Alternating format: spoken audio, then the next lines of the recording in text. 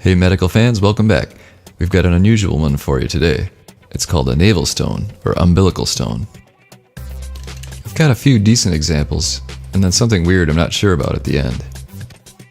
Navel stones, or umphaloliths, I think I'm saying that right, are very rare, but unless infected, are normally harmless. They're made of keratinaceous and sebaceous material stuck in the umbilical cleft, or basically oil and protein stuck in your belly button.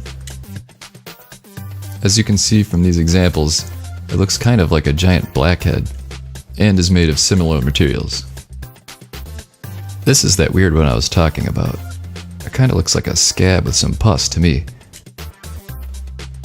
I don't know what to think. What do you guys think though? Leave it in the comments.